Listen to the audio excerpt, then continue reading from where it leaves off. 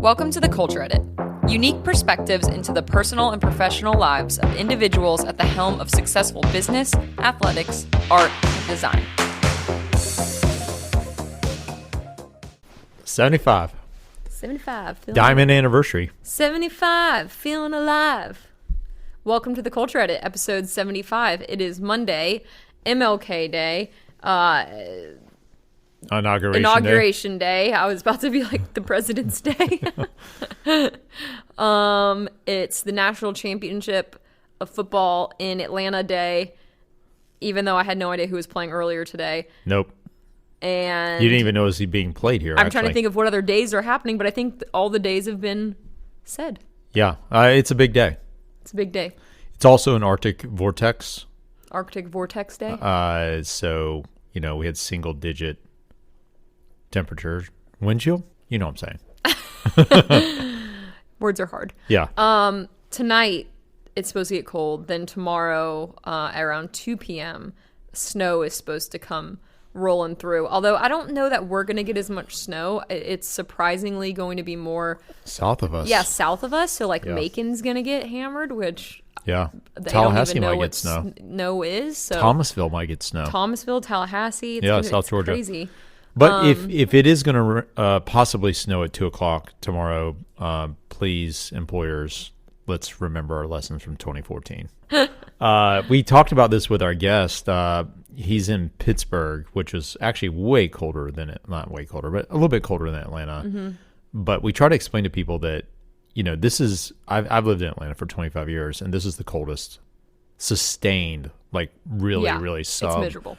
Sub-freezing temperatures that we've had in 25 years, and we're not built for this. The infrastructure isn't there, so we don't. Our bodies aren't built for this either. Bodies, our roads, our closets. Parka. Well, my point was more of that people need to stay home if it's going to snow, because we've learned that Atlanta driving and ice snow roads do not mix at all. You're that guy, and it wasn't. So anyway, we said we're going to keep this short today, because we do have a guest. We have a guest, really exciting. Anthony Vennare is joining us. He's the CEO of Fitt, or co-founder, I should say, of Fitt, with his brother. And they have a few different brands. So they have Fitt Insider, they have Wellworthy, and they have Fitt Consulting. I feel like I'm missing. Recruiting, too. And recruiting. Yeah. All of which are revolved around the fitness industry, whether it's through recruiting, branding, marketing. They are... From our perspective, what caught our attention with them is their newsletter, which comes out every Tuesday, which we talk a lot about. And they do a tremendous job. I mean, from an outsider's perspective, a tremendous job gathering the content that's relevant to the readers that want to read about the business of health and wellness. I think a lot of people outside of that industry could learn from what they do within their own industry. I think about with their own newsletter and what we do. You definitely could strive to really kind of emulate what they're able to accomplish there. So they caught our attention with the newsletter. They also do a great job on social, LinkedIn. It's all about the business of health and wellness. And so Anthony started this business with his brother. They've started a few businesses together. And they're definitely lifelong entrepreneurs. It sounds like. Yes, they're lifelong entrepreneurs, and they've got, I think, some big plans for Fitt this year. And we just reached out because we're fans. And he said, sure, I'd love to come on. And from what I can tell, this is only going to be the second podcast that he's been on, at least from a quick Spotify search. He doesn't like the spotlight. Okay, he said that. He doesn't like the spotlight, but for a guy who doesn't like the spotlight, he's a pretty great interviewer, or interviewee, I should say. Excellent. And so, for the last year and a half, we've had guests on here that have really been at the intersection of, business, athletics, art, design, but they've been within our ecosystem. Mm-hmm. And so this is the start this year of 2025 where we're going to be expanding beyond that ecosystem. So it's going to be beyond people that we know personally. And Anthony's the start of that, and turned out great. Let's talk a little bit about what we talked with him? Yeah, so we had a pretty robust list that we wanted to cover with him, but we didn't get to everything because I felt like we could have had a 3-4 hour podcast. Could have been a honestly. Joe Rogan style. It could have been a Joe Rogan podcast because we were just nerding out on all kinds of fitness and health, longevity.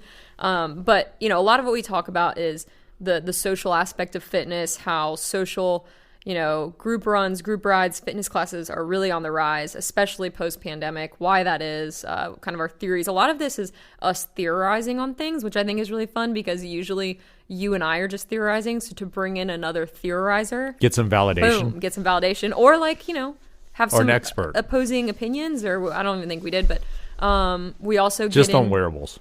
Yeah, well, it wasn't that he was against wearables. It's just he doesn't partake in the wearables, but we're wearable groupies. So that's true. We talk about wearables, the future of that. We talk about longevity and a very taboo subject. We actually talk about a very taboo subject of peptides and recovery, regenerative wellness. So for those of you that don't know what that is, you'll learn a little bit on this podcast. We talked about the business of fitness and really their kind of entrepreneur journey and how they approach what they're doing, which I think that's actually what we start with. It was a really great interview. So I think everyone will enjoy it. Make sure you subscribe to their newsletter. I'll put the link in the show notes of this episode. But it's if you're interested in the fitness industry at all. And again, a lot of it's business. The business of fitness, which I think is even more interesting. Definitely subscribe to their newsletter, Fit Insider. Let's jump into it. All right. Hey, Anthony, welcome to the Culture Edit. Awesome. Well, appreciate you having me. Yeah, so Pittsburgh, I thought we were cold in Atlanta, and I checked your weather this morning. You're like in the teens, and it's snowing. Is that right? Yeah, but that's normal. It's average here, so used to it. For this time of year, from through the holidays until like end of February, it's pretty rough. Yeah, we had snow on Friday, and it's like the whole city shut down. But it was kind of amazing because the snow started at 7 a.m., so no one had a chance to go to school or work. So it was like at 7 a.m. when everyone woke up, and there was 5 inches of snow, which is insane for Atlanta. So it was like kids just like taking like their makeshift sleds out. It was incredible. It was awesome. That's awesome. Yeah, I forget who I just talked to too that was in Atlanta. They said same thing. It's like they don't know how to the city doesn't know how to react when it snows. Yeah, I mean, in terms of like infrastructure. What is it? Take care of the roads, all that stuff. Mm-hmm. Exactly. Like for you guys, it's not a big deal. It's life is normal. For us, like we can't even drive anywhere. We can't walk anywhere. I mean, it turns to ice, and then we fall and break our hips. When it's that cold, are you limited just to go into the gym, or do you still do stuff outside? Depends. You can, but we're lucky. We have a cool setup. So we have like a buddy of mine built it's his personal gym, but it might as well be a public gym. How big it is. So has like a field. It has like a field and turf and all that. So work out there. Damn. Is this a invite only gym? Like just friends or people paying to go there? No, it's just his like personal space. He had a pharmacy company that he exited a while ago for a lot of money, and he built the space, and then with our connections, we outfitted it. So it's like a sick space that just a couple of people go to, like groups of friends go. But yeah, it's not like an open gym. Is it branded? No, you need to brand this thing. No, it's like secret. No. Yeah, no, we don't. You don't want people to go. You exactly. Don't want people to know about it. You could do like black on black branding. We have in Atlanta very limited gym space we live in Inman Park, which is like the in-town downtown area. And while it's great because you can pretty much walk everywhere, there's really only like 3 or 4. Well, there's quite a few CrossFit gyms that are like really small, but from like a standard gym perspective where you can just go in and do your own thing, there's not a lot of options. Yeah. And so everyone just goes to the same gym, and we was like the second day of the snow day, and we thought, oh, no one will be there. It was like lines for the gym equipment. Yeah. It was completely insane. Don't have to worry about that, luckily. Yeah, and well, that's our perception of the health club space in Atlanta. I mean, this is your business. What is Atlanta's reputation in that world? I don't think and comes to mind for me, doesn't have like a specific one that stands out. Yeah. I know obviously a lot of social fitness run group type thing. Yep. Seems like a big crowd there, and there's some big companies building and doing stuff in that space. But outside of that, nothing immediately comes to mind. Yeah. Yeah, that's about right. Yeah, I think of it as like, I think we're unofficially Run City USA. Yeah. Mainly because you can run pretty much all year round. But then the run clubs are incredible here. I'm in ARC, which is Atlanta Run Club. You've probably seen them on Instagram. They're like all over. They have really cool Instagram and content. activations. But yeah, it's just, that's become the new thing, which we saw in your trend report that it was like, that was part of it as well. It's just like the new evolution of group fitness. So it's, and why is that? Like we were just talking about this earlier. Like I'm a cycling background. We've always ridden in groups. And so now all of a sudden run groups are like the thing. Like, why is this happening now? All of a sudden, you think like people searching for this? It's not really new. It's just, it's new to the market as people are talking about it. But I mean, 2017, 18 November Project was taken over, and they were, you know, 30 some cities had thousands of people every week running. There's been run clubs that have existed for a long time. It's just, and honestly, I think the team that runs the content on our side, our content team, our writers, our researchers, do a really good job of publicizing and putting information out there that I think then comes. And we started writing about social fitness in 2020 and what that meant and where it was, and it's just over time more and more people talk about it, and it kind of builds from there. But it's not technically new. It's just the attention is there now because more people are talking about it. But yeah, like, I think cycling has always been there. Run clubs have been around for a long time. Everyone's done them. And the social fitness side of, or like social active side of, it's run clubs, it's padel, it's pickleball, it's all of these things now. They're becoming more and more part of people's personalities and like who they are, what they do, than just like an activity. And that's the other side. Things are growing in fitness now. Every aspect of your fitness life, all the components of what you do are becoming more and more of like your outward personality and your social sphere of what's going on. So everyone talks about it, everybody sees it, that type of thing. Yeah. I also think and I would love to hear your take on this as well. I feel like a big shift, obviously, with brands, like the larger, let's just use running for ease of, because we don't play pickleball, so I'm not going to pretend like I know that world. But for running perspective, on Nike, like Adidas, all of these big brands that used to traditionally focus on sponsored athletes as their main way to kind of get product out or to get attention, I guess, on social media, which they still do that, but they're leaning so much more into these group social fitness experiences. And like, I really think Bandit has led the way when it comes to like grassroots activation. And I think Tracksmith has really done a great, I feel like they're so opposite from Bandit as far as their activation goes, but at all the big marathons, like they have amazing activations as well. So I think this experience over celebrityism has really, I think, brought more attention to run clubs that weren't as like noticed before, because if you weren't on Strava, it would be hard to find the run club group. And I meet so many people we've used Strava for forever because of cycling. It's always been kind of in cycling for 2012. Yeah, since 2012. But when I go to run club now, everyone's like, oh, you heard this app Strava? And I'm like, yeah. So it's kind of cool how all these other apps have also just brought more attention to social fitness. Yeah, it's crazy now with the brands, and that's what we always say is it's fitness and wellness and health. All of the niches and brands and companies building things, like, because there's so much interest, and through social and TikTok and everything else, people can find their own way. There's brands that are doing tens of millions of dollars in revenue that, one group to another you've never heard of. Yeah. Or somebody's doing something that you don't know. And there's so many products, and you can build your own kind of landscape of what fitness and wellness means to you.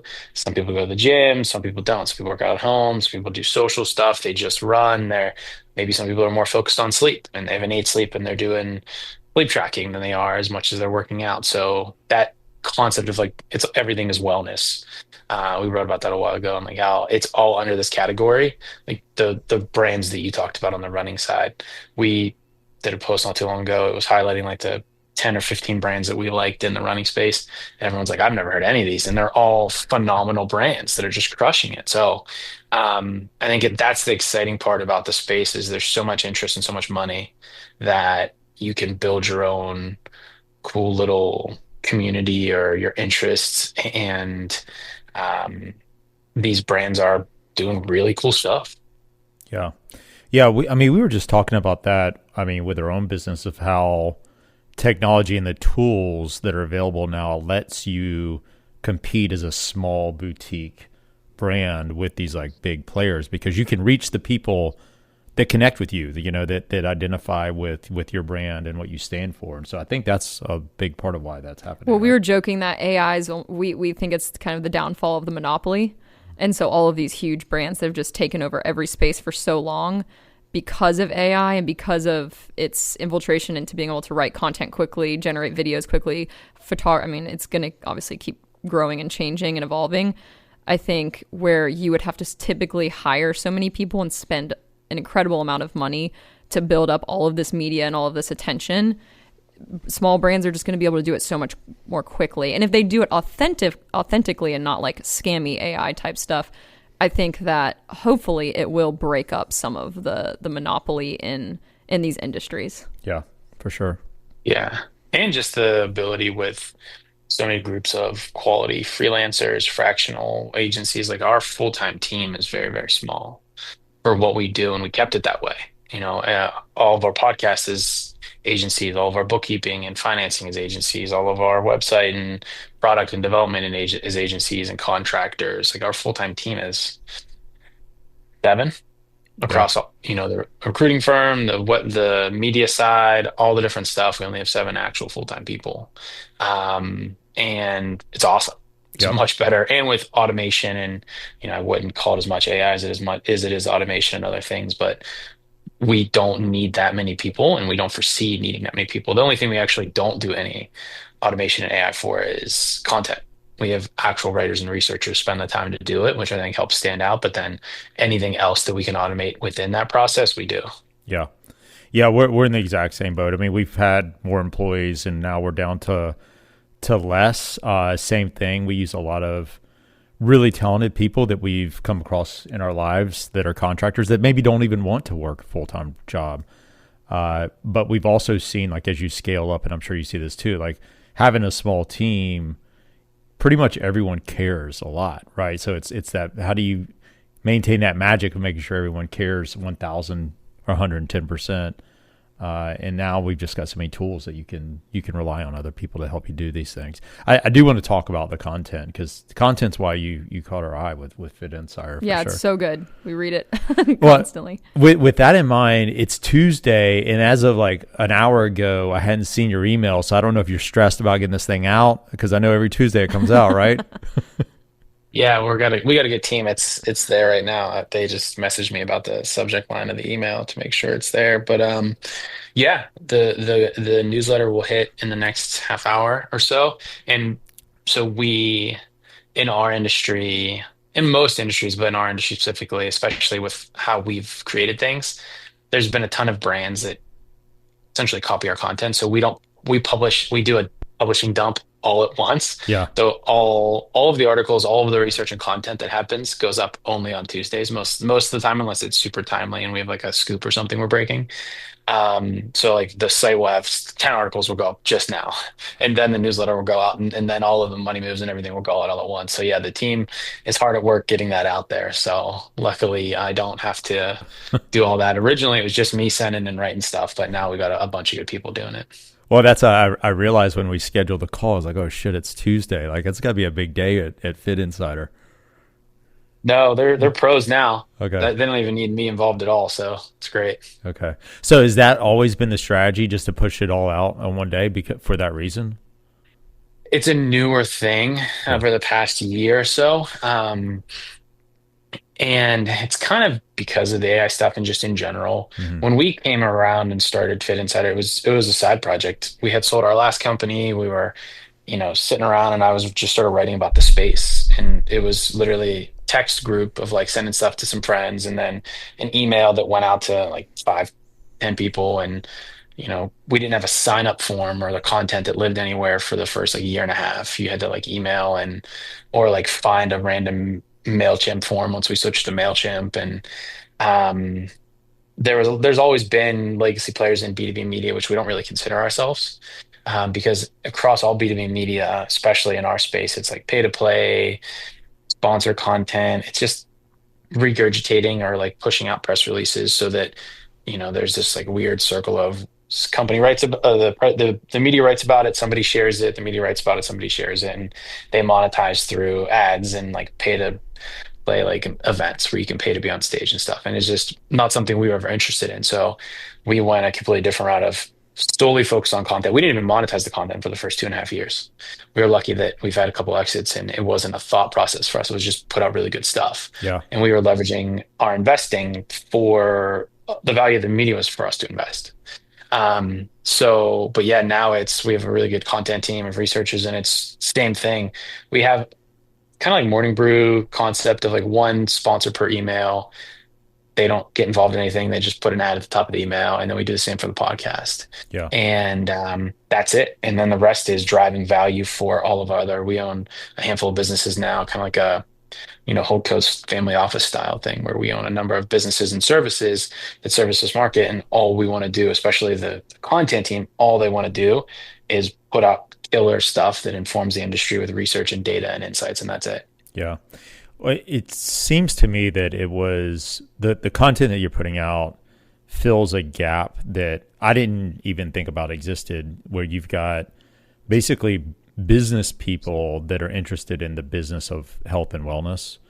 Was that like a deliberate thing, or as you started putting it together, you realized like, hey, there's a lot of people interested in this and there's no one else doing it? Well, when we first started, there was people doing it, but it was only fitness or healthcare. It was like, there's publications like Healthcare Dive and Industry Dive and Stat News and other things that covered like actual healthcare. Yeah. And then there was a handful of, companies in the fitness space, but they're all traditional B2B media. And they wrote about Crunch Fitness bought more franchises, and here's a franchise you should buy, and here's the gym equipment provider you should do. And then in between the two, and it was somewhat early because the trends of everything changed during COVID and things were changing fast, but between those two landscapes were wellness and health, and everything from consumer healthcare, wellness, fitness, active lifestyle, recreation, but looked at it from the lens that we do. And no, nobody really did it. And still to this day, a lot of those places still say that do the same playbook, cover the same things. Yeah. Some people operate in healthcare, some people, follow the same playbook and operate in fitness, but they don't understand the landscape of like health and wellness and the broader health industry. And that's what we do. And that's what we focus on. 1 week we'll do a deep dive into mental health and psychedelics and the newest companies building things there. And the next week we'll break down, social fitness. And then the week after that we did a rundown of like longevity. And then a week after that, it's at home preventative blood tests. Like it's such a big industry now that we've said, essentially, this is all in stuff that we cover. It's pretty crazy how large the overall market is if you kind of add it all up. Yeah. How much of your time are you spending just consuming content, looking for things to think about and include in what this looks like? It probably used to be a lot more, right? Like, so now you got to run the business too, but I'm sure you're still spending a lot of time doing it. Yeah, a lot. So with the team now and everything we do, I don't spend as much time doing it, but a lot of time now I'm just spending time with the companies that are out there actually building, which in the same you kind of learn. So whether it's evaluating companies for the investment side or, something working with our clients or building new projects like Wellworthy, which is our consumer facing media brand that we launched, and other things, it's still research, data, information. That's the value of everything we do. Every person we help you hire through a recruiting firm, or every research project we do through our consulting group, or every company we invest in, it all still is based off of the research and data that we have from the team. Yeah. And it's a cool system. We have a lot of automated tools, as well as just the team always out there pulling articles and news and data and research and different things into just a constant Slack channel of it all just going through time after time. And that's really how we track it, is it's all pulled into one source and one channel. And then we kind of all just discuss on the fly there. That sounds like us, but for our client work. Yeah. I asked that because Nikki probably thinks I spend too much time thinking about the content. Well, it's like an because we have our agency that has nothing to do with athletics at all. And Chad is constantly sending me just article. And I'm like, okay, I got to do work now. Well, I mean, we have two businesses. One is that. You We guys got also to start getting more clients in the space. Yeah. Give you yeah. an I mean, excuse. we've got a few. I think I mentioned you in the email. Like Wahoo Fitness is an early client of ours, and good friend is the founder. And then we've got a second business, which is a private membership club for cyclists. But that's really designed just to support one professional cyclist, a guy named Michael Garrison, who's probably the most dynamic U.S. based cyclist right now. And so that's an evolving thing for us as well. Like right now, that business is supporting that program, but there's a media content and brand activation element to that as well that we'll be doing. So that's why it gets a little bit more time. Well, and it's funny because kind of the reason we started this podcast, and when we first reach out to people, they're like, wait, is it business podcast or is it a sports? Like what? Because we have kind of guests all over the place, but it's really the intersection of business and sports a lot of times, or business and art. Anything that is culture within some sort of subculture, we like to interview people and find it interesting. But it's funny because people will say, well, why do you talk about the intersection of sports, or let's just say, we're fitness and business? It's because most of our clients we've gotten through fitness, whether it's like meeting them on a run or at Run Club, or meeting them on the bike. I mean, a lot of it is cycling related because majority of CEOs are either cyclists or runners that we meet. At least it's kind of, I'm sure you see that all the time as well, but it's like high performing people are doing high performing sports. So then it kind of spurred us to start this podcast of, there's all these thought leaders out there that are also enjoying endurance sports or different type of athletic sports. Yeah, it's crazy. I just had two different calls this week with like family offices. A lot of the work we do with like investors and family offices and things, how they evaluate the space. A lot of it is if companies, people, brands, investors are looking to get involved in the space, they'll come to us for something. And with that, it is such a crazy trend that really rich and successful people are like, oh, I want to invest in health and wellness now because that's their passion. Yep. That's their interest. They're running, like you were saying, all the stuff they're doing. And the amount of family offices or funds or other people that are like, oh, we're going to launch a fitness fund, or we're going to launch a longevity fund or a human performance fund. It's only because the people that are backing them are interested in that, but it's everybody. It is insane. On a daily basis, a new group will reach out and be like, oh, this is what we're interested in. And they made their money in oil and gas, or they made their money in tech, or they did something. But whether it's the founders of those things that are now a little bit older and they're thinking about their health more, or it's the next generation and they're just naturally instinctively into the health and wellness space, but it is everybody. And it's a crazy trend. I think it's only going to continue. Yeah, I agree. What to me, real quick, a couple more questions on your business.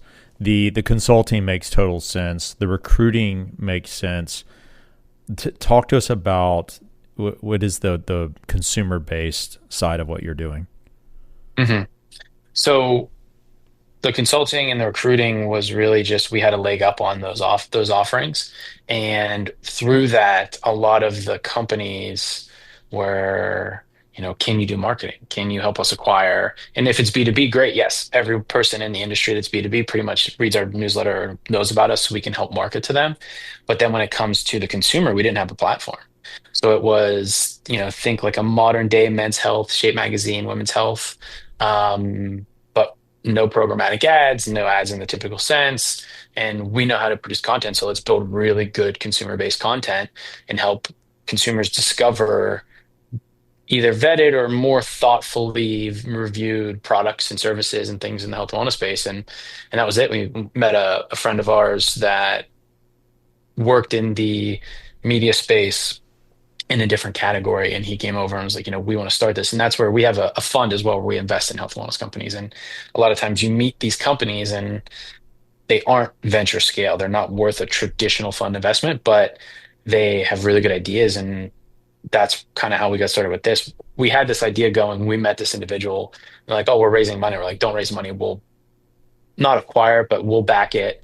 We'll co-own it with you, and we'll launch it together. And that's where Wellworthy came from. And I think 6, 7 months old now. First few months, it was just getting the concept of it up. And now we're really focused on growth. And it's newsletter driven, research backed, a lot of experts giving their opinions on things, building out like a brand discovery and then eventually a marketplace, and some consumer events will follow that. But under the same concept and lens of what we do with Insider, but just for the consumer. So now we'll have on the B2B side, we acquired a different brand. We've acquired some brands. We're planning on acquiring more and then rolling them all under Insider. And then on the B2C side, same concept under the brand Wellworthy, scaling and growing, then hopefully acquiring some more brands.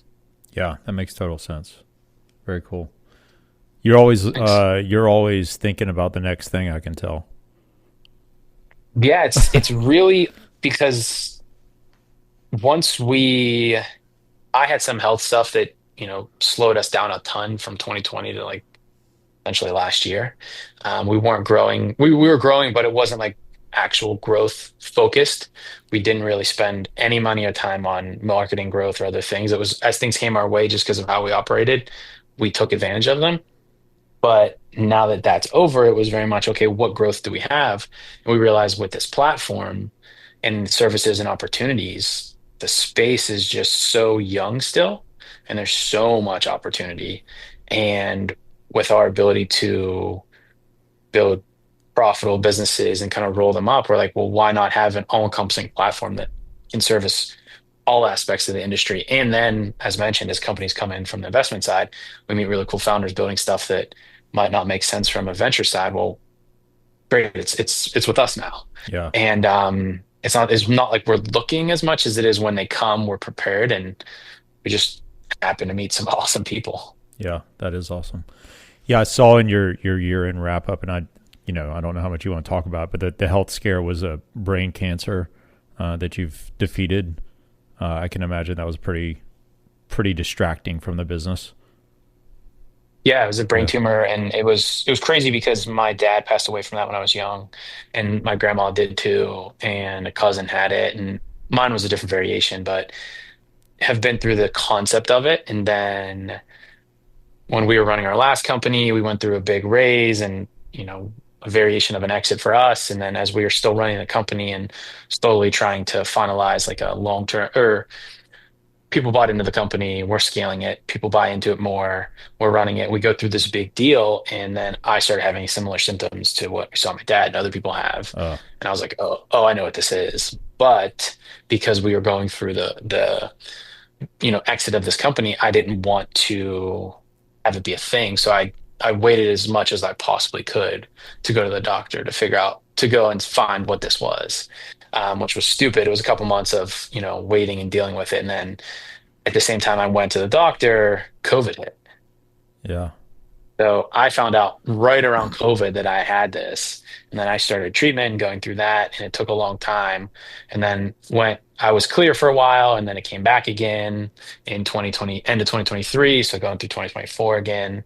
And that also just kind of motivated us to really keep on this pace and focus on this, because first time I went through it, was really rough. And then the second time I was more prepared, knew more doctors, knew more people looking at alternative things, focused on nutrition and a lot of different stuff to help me deal with it in a better way. And it was kind of crazy to see how those things impacted my health overall for that. Yeah. And then once, through that, we started to scale in 2024. And then it was like, okay, if I can get through this in the right way as fast as like on this path, next year we're going crazy. And then, so that's where we're at. Every second counts. That's what it'll teach you, right? Yeah, Yeah. definitely. I found out when I was 31 that I had it. And then now, or 30 when I had it, now going in 35, it's like, okay, on and off through that. And, all of that different stuff. I think I have a much different outlook on life and things in general. Yeah. Yeah. I had similar. I didn't have cancer, but I had a heart condition that I ignored as well when we first started the agency, just because I didn't want the distraction. And it got to the point where I couldn't ignore it anymore. Because And I was at the gym and he calls me, I'm having a heart attack, I'm in an ambulance. I'm Yeah. like, what? Yeah. What happened? and that was at man. that was at 40. But it was a viral thing that I got in South America that Yeah. Gives you pericarditis, Gave me or it's like pericarditis. one way to get But pericarditis. the light bulb though is it's like literally like every second counts. Like we got to do everything that we can because you just when you're laying there and you're like, oh shit, is this it? I didn't get to do all those things I wanted to do, and it definitely makes a big. And that was big that impact. was one big reason we kind of decided, okay, we're doing this agency thing because we both worked like. Chad worked at a really large corporate company and had always had a corporate job. I worked at a very large agency. And so we were like teetering back and forth, like, do we actually continue with this agency build? Because this is a completely different world for us. But that was one thing that Yeah. definitely fueled that. So we kind of understand. I'm curious, though, what, because you probably were digging into more, like the second time you were going through it, more of the holistic, maybe not like ways to cure anything, but holistic ways to deal with symptoms coming from other treatments. Did that give you any insight into like the next gen of holistic medicine or where that's going? I mean, obviously peptides, longevity, all of that is booming. But what do you think the big trends are from even, like the preventative stuff? Yeah, it was definitely went down some crazy rabbit holes. I'm sure. Go to South America and take this medicine type of thing and all Yeah. this stuff. Like there's a ton of those out there. But in reality, what it showed was um, typical doctors that specialize in certain things don't care about anything but that. Yep. There's never a consideration. If you go to a traditional, normal hospital, you deal with an oncologist and, chemo and radiation, and you do other things. If you go into those things, they're giving you Ensure, they're offering you pop, they're offering you cookies and candy. They want you to feel better. They want you to just get better through this thing. But then on the other side, there's like, well, don't do any of that because that could impact depending on what type of cancer and things you have or what tumors or growth, what treatments you are going through. Like, what's the best way to deal with that? Is it fasting? Is it certain diets? Is it certain medicines? As well as, the ups and downs of when you finish treatment, your testosterone's low, your estrogen's high, your body's all messed up. Your labs are all over the place. You're a disaster. You just poison yourself for a long time. And then, other doctors are like, well, you can't take testosterone. You can't take this thing because it might grow a tumor. You can't take high doses of vitamin C because it might impact this. So there's like battling sides of this spectrum of being healthy and using alternative methods or using the traditional ways and only allowing and focusing on that. So I realized that like most people don't get to know about those two things, let alone engage with doctors and people that can help you navigate it. But it is that's where I think things are going. A holistic approach with doctors and tests and medicines and information that can treat you in different ways and aren't putting you on just a standard path that everybody goes on. And you see that now for the extremely wealthy, but I think eventually that will become more available, and you're already seeing that it is. But yeah, that's what I learned was, wow, there's this entire landscape and doctors and people that can tell you that, but it's going to go counter against what your actual doctor is telling you, and they're not going to be happy about it. And you kind of have to take ownership and quarterback your own thing and make your decision that way. Yeah. Yeah, it's very. Sign me up for that. Yeah. We all need medical Sherpas. That's what we need. We need to be able to hire a holistic Sherpa to just like follow us through all of these different things. Cause Yeah, it drives us crazy. I mean, we just went through open enrollment in the fall and, had to sign back up for, the small business, it's like traditional insurance. It's like small robbery. business. And then you're like, should we just do some type of concierge medicine? We even like explored that, but it's like just not there yet. But to your point, I think that's where it's got to go, especially for healthy people. Like for healthy people have a completely different need and requirement for that type of care than unhealthy people. I think in other cities like the New York and the LA's, like you're seeing it a lot more prevalent, but in Atlanta, it's still some of the other cities, it's just not quite there yet. Yeah. Pittsburgh, same way. Like you can't, there's one here, but it's like a primary care, but it's not expensive. It's like $200 a month. Yeah. And you have like an on-call doctor. You can go do the stuff like during the COVID times and you need tests and other stuff. They could easily come and test you and deal with that. So that makes sense in certain areas. And I think there's a combination of like catastrophic plans where you have to deal with, accidents and cancers and things that you're going to have to go through treatment for. And then there's like the day-to-day management, but then it's combining the two or like, knowing when to, okay, you're going through treatment for this, but then you want to get better for the next, once you're done with it or improve and what doctor to go to for what. And then now there's just so many online clinics that you can go to.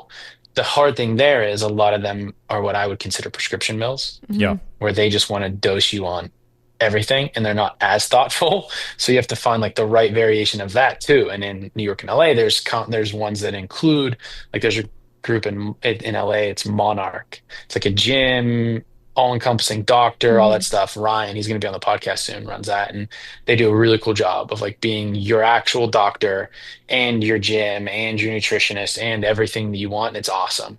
It's expensive, but it's awesome. But I think that doesn't exist in a lot of places. So what Yeah. do you do? Yeah, I mean, the ideal scenario for me is, how do I make sure you're not sick, but how do I make sure you continue to be healthy for as long as you can possibly be healthy? And then also, how can you perform better? Like, that's a big part. Anyone that's involved in athletics, how am I able to perform better? So if you could find that, like, that's definitely the golden ticket. What is going to happen with all these like peptide pharmacies? Like the compounding The pharmacies, compounding thing. all of that. Because you hear about it, but it's like voodoo, taboo type stuff in some Well, worlds. well, the actual pharmacies that are producing a lot of this are just printing money left and right. Yeah. Yeah, It's insane because they're letting, the Transcends and the whoever's out there sell product and they're producing it. So, I mean, they're all of them are printing money and there's very little regulation at scale right now for a lot of that stuff. Um, I don't know. I think that there is going to be a few more years of everybody's doing it, using it, whether it be and it's such a crazy point. Like there's companies now selling like, liquid drops of tirzepatide, which and it hasn't been proven if that works or not. And there's like so many off-brand things here and there and so much garbage out in the world and they just can't keep up, whoever's the regulators are. So I think there's going to be a big scale of all of that, and you're going to see a bunch of people get hurt or something happen in lawsuits, and then there's going to be a sweeping push of regulation that's going to probably go too far yep, and then come back around again. But I think that's good because, you know, I remember just for what we do in the industry, me going through and testing a bunch of different companies, but I always tested under a different name and, tested some of the products and like, oh, you should be taking testosterone and you're 32 and you just had cancer. And you're like, well, I shouldn't Yeah. be on TRT right now. yeah, So that's bad. Generally shouldn't do that. Or you should be on HGH. And like, I 100% should not be on that. Because they're prescription mills and they're pushing this stuff out left and right. But then on the other side, there's so much proof that a lot of these peptides and offerings and things help people so much. But I think it's going to be a mixture of going to push the lines too far, things are going to get pulled back, and then it's really just going to be on the consumer to vet these places and make sure that the doctors and team are not operating with like holding things together with toothpicks and gum and like running full speed ahead. They're actually, putting the time in to learn and treat you, but all the places that are very good are just crazy expensive. yeah, Yeah. Yeah. I'm So I seeing think it it's going to like, be, yeah. I'm seeing like every gym that, or like workout class that I go to, somehow they're now selling peptides. I'm like, wait, Yeah. wasn't this just like a Pilates studio? No, which is like, fine. I get it. Everyone's trying to make money, but my thought on it was, I feel like, and based on my limited research, I feel like it has to be broken into like two categories: the growth hormone categories, which are like the growth hormone like stimulants that can cause people to have cancer because it grows other things like tumors if you're susceptible to that. But a lot of people don't even know if they're susceptible to that. And then there'll be like the recovery, like the BPC 157, GKU, all of that, like the recovery side. Because I feel like that's a little less risky and they could do more research, or people are already doing research in other countries. But I feel like there'll be hopefully those two buckets and it won't all be lumped in of like everything's bad. Because I was listening to a podcast the other day with an orthopedic surgeon and he's like all in the longevity wellness kind of trend, and he's just like, I wish I could give a lot of my patients, he's like, and some things I can prescribe through a compounding pharmacy, but like he's like BPC 157, which is made of gastric juices or like a synthetic version, is like he's like, it can heal you so much faster after a surgery, or it can prevent you from having to get a surgery on like a small tear in a muscle or whatever, a tendon. But it spurred my thought process of like, oh, well, those things shouldn't be banned necessarily. But I do understand why the growth hormone kind of activating peptides why those are a little sketchier, because people just don't know what's going on in their bodies a lot of times. Yeah, and that's where, it's well beyond my education and understanding to say what's good and bad. But I think there's room for, like, personally, there's some people out there that are, GLP-1s are terrible. You should never take them. I think there's a lot of people that are very, very, very overweight that have struggled with their weight the whole time, that if through taking the medication and intervention and behavior change and strength training and nutrition, it could be massively helpful and something that you do properly. So I'm not an extremist one side or the other, but I just get worried. Not only is the medicine actually helpful and what is it, but then where are you getting it? Because Mm-hmm. there are so many of these like random stand-up buy online. Like a buddy of mine was like, "Oh, I take BP 157. I bought it online." And I'm like, "From a doctor? Was it prescribed? Yeah. Was it during?" He was like, "Oh no, I just went online and bought it and it showed up in like an unmarked thing with vials." I'm like, "You have no idea what that is." Yeah. Like, Yeah. you should not be taking that. You have no idea where it came from, especially now, not to say this has ever happened, but with drugs and things that are going on, like there's just no idea what could be in that. So I think it's an extreme version of each one, but I'm hoping more regulation and then just some really thoughtful companies come in and are more the standard and everybody has to compete that way. Yeah. Is there anyone doing that now? Is there anyone that's trying to be thoughtful and careful and legitimate, like online Yeah, there's prescriptions? some companies like Life Force has been doing it for a while. They're really trying to. It's originally started by like under the brand of Tony Robbins, actually, like Hmm. his brand. There's a company called Transcend that seems to be doing a good job at scale of it. I haven't seen in a while, but last time I talked to them, they seem to really be thoughtful and care about it and make sure they have the right staff and team. And there's a dozens of companies offering that service, Hmm. but I haven't vetted anyone particularly there. I get more concerned with, if a company says, okay, we sell testosterone or we sell this drug, especially the hormone stuff can really mess you up. Mm-hmm. Yeah. And that's all they sell, well, they're obviously going to want to sell it to you. Yep. Like it's not one way or the other. Like the Life Force, the World, and others, they sell supplements and coaching and blood tests and other stuff. If we just sell testosterone products or we just sell this one product, weight loss products, they're going to want to get it in your hands because it's their only business. And that's when you start to see like, okay, this is kind of crazy. And then you start to see the off-brand compound pharmacy versions of these different drugs that just don't make sense. Yeah. So it's more going to businesses that have a holistic offering that they don't have to force you to take a drug for to make money on you. And it's about the test and the blood test. And it's not some random at-home blood test. It's like, okay, go get your labs done. Here's your full labs. We're going to get you on a call with a doctor. We're going to get you on a call with a health specialist. We're going to review this, provide options to you and tell you, okay, well, your estrogen is this and your testosterone and your drugs are this. Like, we recommend certain things. And like, it's not some full push to get you to take drugs. Exactly. It needs to be easier to understand like how to get a full panel of everything, because obviously, like, I think as a female maybe it's a little bit easier to even go get like a full panel of like your hormones and everything, because you just go to your OBGYN. But like the other day, everyone, like, NAD is like the new thing. It's like all over the place. It's not new at all, but it's the new thing in the media, at least over the past year.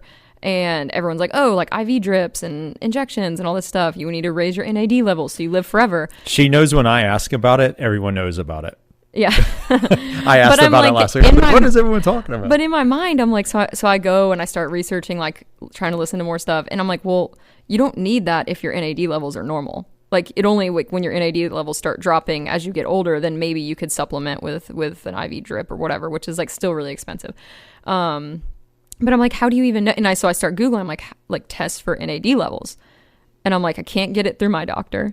I can't get it through any like online. I mean, so there's no way to even test to see if you have low NAD or declining NAD levels. So then it's like you're just paying, $1,000 a session to get some person to inject an IV in your. It's just, that needs to be a lot more accessible. Of like, if I want to get something tested, I should just be able to actually pay to get something tested. But there's still so much around that you can't even do. I don't know. Well, that's the funny part about that too is you can go get an IV in that version, or you could buy a $40 supplement that says it's NAD too. Well, which one is it?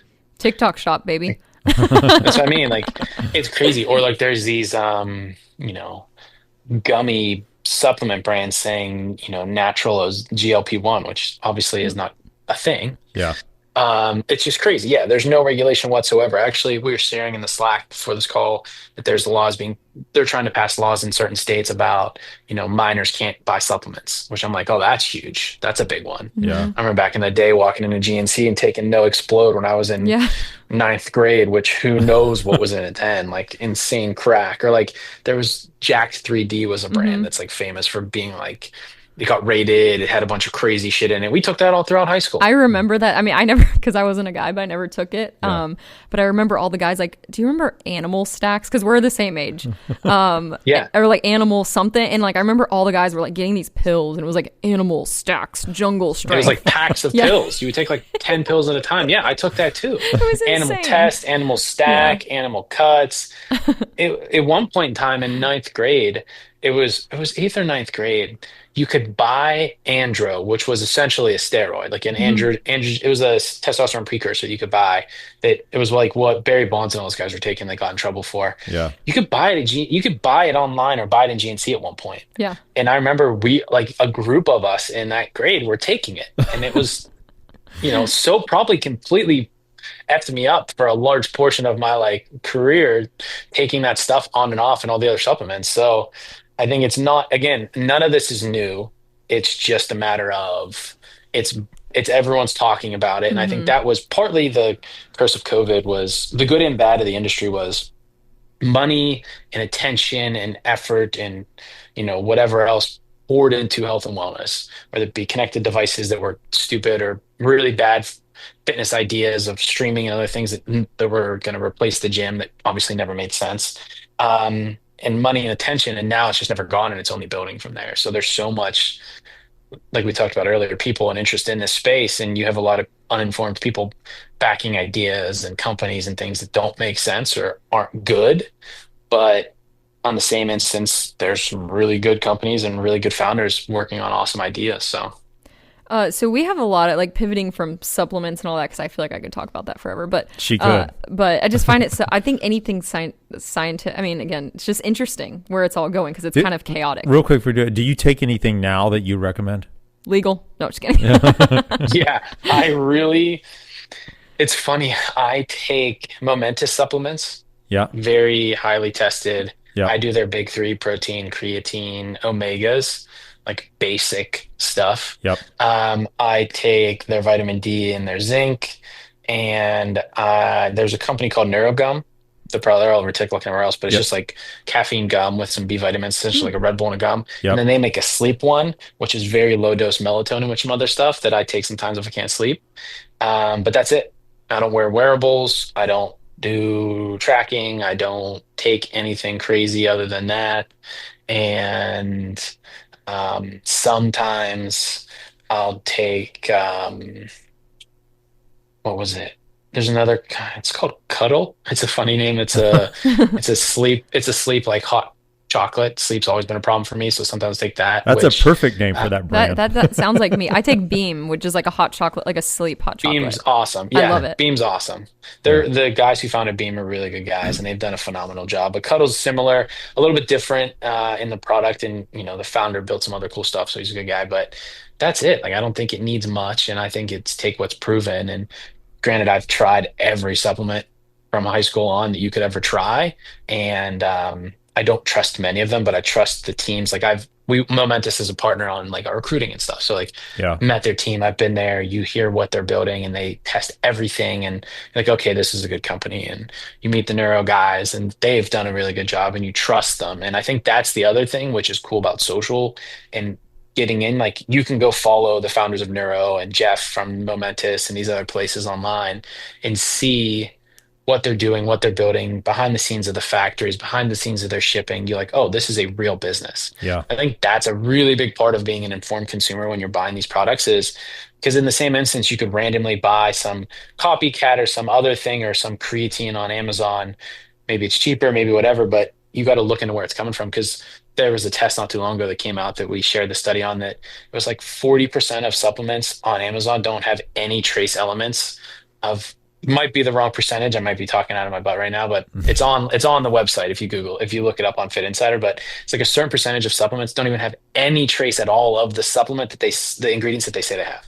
I 100% believe that because I'm a skincare nerd too. And like there's so much on Amazon where essentially like a brand from South Korea, which South Korea has really great skincare, but like China will see that it's trending and then they'll just start shipping like mass quantities of the same, like it's packaged the exact same way, but it's not actually developed in like the South Korean, pharmacy or Right. science, Plant like laboratories. factory. So now it's just like, you don't even know. If you go on Amazon, you're like, it's the same branding. I wouldn't even know. So you can't even buy, you just can't, I feel like you can't trust anything unless you just go directly to the source, Yeah. which is hard to do if it's in South Korea. But I was actually going to ask about wearables and what you thought, based on your end of year roundup, next gen wearables. Because we do have a lot of wearable nerds that listen to this podcast. A lot. Yeah. So are you anti-wearable or you've done it, just didn't get a lot of it? What's the deal?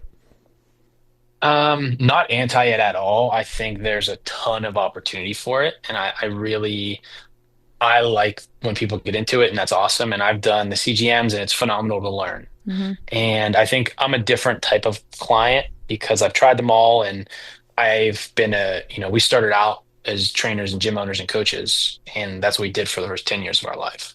And so, learning your body, learning what it means, all the stuff I've been through, I just don't need one to tell me like, am I bad or good? And is this going on or that going on? Yeah. I like to track basic stuff like steps and those types of things. But I think that they're amazing. And whether it's tracking your sleep, understanding your health, understanding your glucose, there's the hormone ones right now. Like we just did a post yesterday on what was it, CES, and those not technically wearables, but like the smart devices that can give you your hormone response in 20 minutes or test your saliva for certain things or the what is it, those like the Withings camera that can give you your muscle density and body fat and all those things. I love all that stuff. I think it's great. I think a big portion of the consumer is understanding how their body reacts, what their body needs, because everyone's so different. You Yeah. know, diet for me versus you and whatever's going to help everybody's so different. So those tools that help them are amazing. I mean, Aura's killing it. They're phenomenal. Whoop does a really good job. Love what they're building. Garmin crushes it. They're growing like crazy. Their stock's been up. Love it all. And I think that from what we've seen, there are so many really cool companies building like unique ways to test your VO2 max and unique ways to test your blood circulation and all that stuff. So I think we're in like the first inning of a super long game when it comes to wearables and the tech and data that comes from that. So if Oura Ring wants to sponsor Fit Insider newsletter, you're fine with that, is what I'm hearing. Great, would be great. We've had Tom on a bunch. They're friends of ours. But again, that's because it goes back to like we don't really care for the sponsorship side. We do it, Yeah. and they sell out like so we have right now we send one newsletter a week. We might up it. Would love your opinion on that after this. But so we Yeah. have 50 spots a week if you could take away holidays. 40 of them are already sold for the year. So Yeah. it's like, it gives us no reason to want to talk about something other than like it's good. Yeah. But yeah, we actually might launch a second newsletter. I don't know how you feel about that. Like it'll become 2 times a week just because we feel like we have to take out so much info and it's already very long. Like it takes a lot to read the newsletter. I'd be a fan. Yeah. I think you have enough content to easily get 2 newsletters and keep people engaged. I found your newsletters to be so informative, but they are long. I almost have to like, if I don't know I don't have enough time to read it, I'm gonna have to flag it to come back to it. So that's my 2 Yeah, cents. so chunking stuff into 2. Yeah, Yeah. that could be. I mean, I think so. As long as that, like, your content's so good. If you had like a bunch of filler content, then maybe be different, but you don't. So I think 2 a week would be. I think people would 100% read both. Yeah. I appreciate that. Yeah, we have to leave content off with a lot of time because it's good content. Mm-hmm. It meets our standard, but we're like, this is already what's ranking, what's more important, and what's going to be there. And we're really trying to get into just there's so much unique stuff, like the companies, highlighting companies, things like that. So, but anyway, appreciate that insight. It's good to hear. Back to the wearables. I love it. And I think I'm most excited in my side around recovery and sleep from wearables because I think most people have no idea what that means. Yeah. So seeing where that goes, like I don't have an 8 sleep. I think they're awesome. Great team. They're doing cool stuff. It's just not for me. but what that means and where that is, it'd be exciting to hear like where that space is going. If 8 Sleep would just cut their price point in half, I'd be because I've looked at it and I'm like, this is it's Yeah. it's a little bit of an event, but I would love to have an 8 Sleep. Sleep is the reason I wear an Oura ring. Like it's the only reason. I don't need. I'm like you. I've been an athlete my whole life, and I don't need to understand how hard I've trained. I know how hard I've trained, and at this point, I've been an endurance athlete my whole life. So it doesn't. My bank is so deep, it doesn't really affect me that much if I miss a day or two or whatever. But the sleep is the Achilles heel for me because Nick will tell you I won't go to sleep. I will stay up all night and I don't hardly sleep. So the Oura ring reminds me to go to sleep and and it guilts me into going to sleep and it works. I mean, I wake up really early, but it works. I mean, that's why I wear it. For me, Aura is just the number one thing I've learned is just don't drink alcohol. 100%. It's like Right? 100%. That's the thing. We always write about like that space, and I love it because I don't drink, not because I'm sober, but because I don't like to drink. And it's like I think that everyone's like, oh, trends and this, and we randomly get hit up from people that work in the alcohol space a lot, like, hey, should we be worried? Is this really going to happen? We're like, yes. The more wearables that are out there, the more people understand the space, the more education, it's gonna keep going down. Although funny enough, like low dose THC, I think is like at least from what I hear, like people, lightly dosing THC from like Can and some of these other companies. Like there's one called the High Confectionery, which makes like 1 milligram gummies. I think that's gonna replace a lot of that, but I think wearables is going to continue to crush long term the alcohol space because just shows you how bad it is for you. Well, and generationally, I don't remember if I read it in something that you all put out or if it was somewhere else. Too much information. But I was reading that Gen Z and Gen Alpha it's like only 30% of them that are legally allowed to drink, which would mainly just be Gen Z.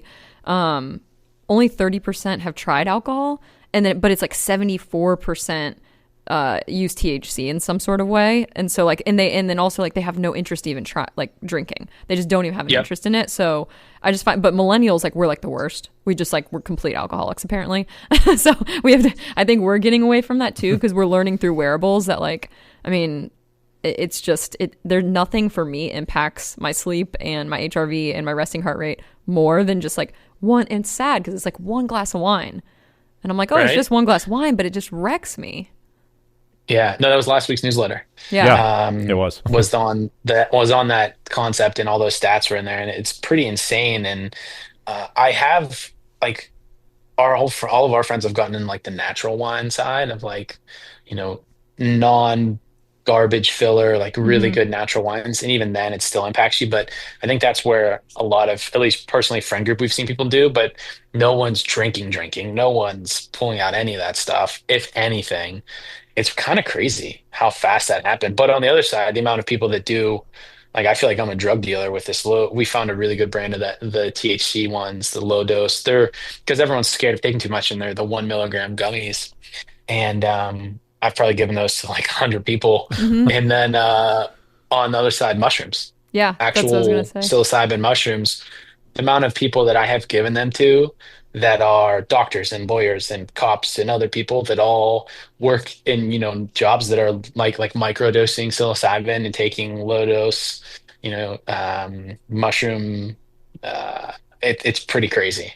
I do think that like microdosing, we'll call it mushrooms for ease of understanding, but microdosing that is going to become so much more popular because I think it feels like it even has a less of an effect as like microdosing THC, but especially the way everyone's going with like psychedelics and wanting to like open up neural pathways in their minds. I think it's crazy, but I do think the microdosing, those types of things are just going to take off. And I don't want to say unfortunately, because, it's hard. It's like the social thing around drinking wine, because we like wine, but like going out to Sonoma, going out to like that whole like learning about the history of it. For us, it's like, I love the history of wine. So then I get sad when I'm like, oh no. A whole giant industry. Yeah. On the brink. Yeah, exactly. It's kind of sad, but also it's good for people to be healthy too.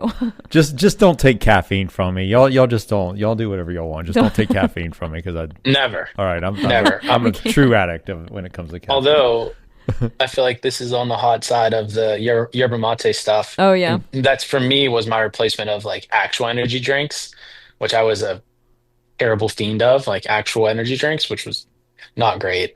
So this stuff's been great as a replacement. We're so bad with Celsius. Like Yeah. we are addicted to Celsius where I don't even like I used to drink coffee all the time, but now I'm like I just want a Celsius and I'm like that's an actual addiction. Yeah, we got problems. I had to stop. I had to get yeah. rid of them. Yeah. And It I'm is. convinced that they made me angry. I don't I'm feel that convinced that like I would maybe drink too many or Yeah. like drink two throughout the day and I would like it kind of messed me up a little bit. Yeah. I feel like I just get a lot of anxiety and then I've been trying to cut where I like just drink a half a can and I'm like having to wean Yeah, myself off She of does. She leaves half cans in the In the fridge. it. Oh That's man. funny. Yeah, we're all crazy, but doing what we can to get by. Yeah. Were there any of the predictions? Because I know we looked at the predictions. Well, I was was there gonna- anything that we wanted to talk about that I we mean, haven't touched on? I think one thing that we think about constantly and one thing that offline we'd love to chat with you about and get your thoughts on as well, but the third spaces. So like members only clubs are popping up everywhere, whether it's food, drinking, pickleball, running, I mean, all that stuff. Where do you see the fitness space and obviously like private gym memberships? How do you see that evolving over time? Just the private Yeah. membership. I think that the third space concept in general of this, whether it be private membership based clubs and communities, or it's like these organized meetups, dinners, things that are all based off of like that experience. Run groups obviously fall into that category. Um, I think they're all going to continue to grow. And it is going to take the form that it is now, which is like I'm a part of like some supper clubs where you go have dinner at restaurants, but they're like kind of rented out, or you join a group of us, like the group that we have that does the workouts at my buddy's place. We're already in talks like, it's not a gym you can go to, but it's, essentially we want a space that he lives kind of far out from the city. We want a space closer to the city, and it's not a membership, but everybody chips in so we can just build the space and that's it. Yep. That type of thing. You're seeing those types of communities, and it's just people getting together around fitness and wellness. And I think if I was investing in concepts, the hard thing is they're very difficult to make businesses. But from like a social fun perspective, I think they're going to be everywhere. Yep. And that it's going to be a trend. And in big cities, they'll be super, expensive, really cool ones. But in cities like Pittsburgh, and I mean, obviously Atlanta's a lot bigger than Pittsburgh, but in these other second tier cities, I think they're going to be pop-ups and unique things for a while until their business can match it. But I there's just nowhere to go and spend time with people that isn't drinking, which we just talked about drinking not being a thing, and that isn't going out to dinner specifically, which super expensive to go out to dinner. It's difficult to organize, and especially anyone above a certain age, if you're getting older, you have kids, you have a crazy life. It's like, okay, it's super easy. We've had groups of guys get together every Saturday at 9 a.m. to work out. It's so easy. There's Yep. never, the wives don't care, the people don't care. It's easy to do. You have a workout, and then that's our social, and that's what we talk about. Now we're all going to like comedy shows after. Like it's just the basis of where your entire friend group comes. And for me, at least, and what we're seeing in a lot of places, and there's like you can't put a price on that. I would pay. We don't have to pay anything, but I would pay a lot of money to now be a part of the group that I have for that workout and for that community. In like the early iterations of like CrossFit, when we owned our gyms, some of them are CrossFit, some of the others, like we're still friends with people that came to our gyms. There's still groups of people that get together from that community. And so I think that it's not new again, but it's going to continue to grow. And it's just getting out of the house and getting social with people in a way that isn't eating or drinking. Yep. Exactly. And eating and drinking, when you don't drink, you got to pay for everyone's alcohol and you're not even drinking it. Right? Like it's crazy. And like if you run the cost on eating and drinking versus like I'll pay whatever a month and go be a part of this group, and there's coffee and there's stuff in the fridge, and like it just makes sense. Yeah, totally. We agree. 100%. Yeah, I mean, thinking like, especially once you get into your, do you have kids?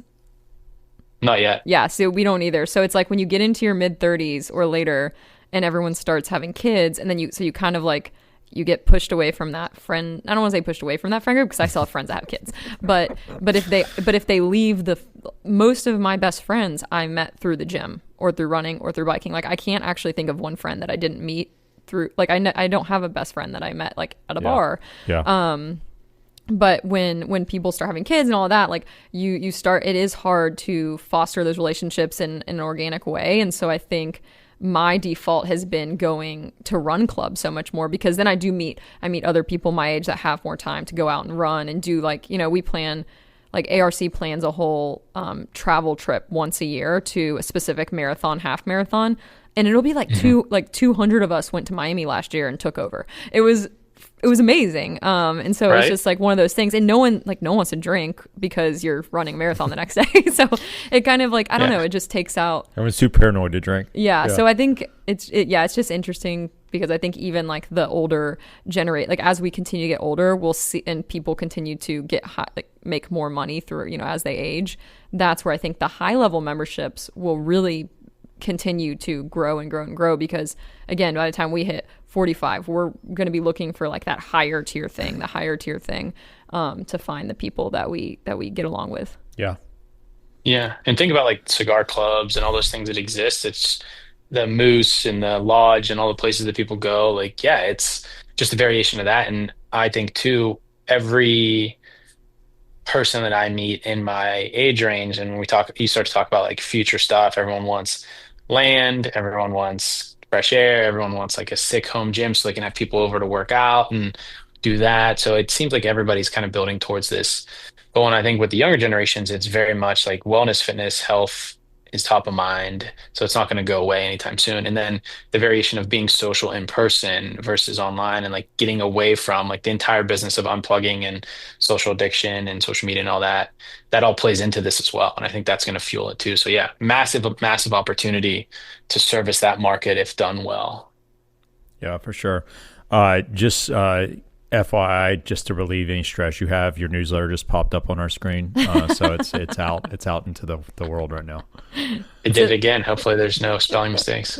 It's in the wild. No one notices that stuff. Yeah, anyway. No one cares about spelling anymore. Yeah. They do. We've had like 5, and we hear from lots of people. So the newsletter comes from my actual email. Yeah. It was really fun early on. Terrible idea now. But it's like we're too far gone. So you hear when there's a mistake, trust me. Wow. I feel like that's like an age thing though, because now every time I go on, like, so I have like a couple friends, or we spend like a lot of time in Miami as well as Atlanta. And so I have some younger Gen Z friends in Miami, and their like whole thing now is to intentionally mistype things when they post their social posts. Like TikTok, they just like let it rip, and if it's like completely misspelled, they're like, you'll figure it out. They're like, well, are you dumb? Like, do you not know how, like, you know what I'm saying? Why do I need to make it perfect? And I kind of love that, because then you don't have the whole like nitpicky. But I'm not a type A type. Opposite of what we do every day.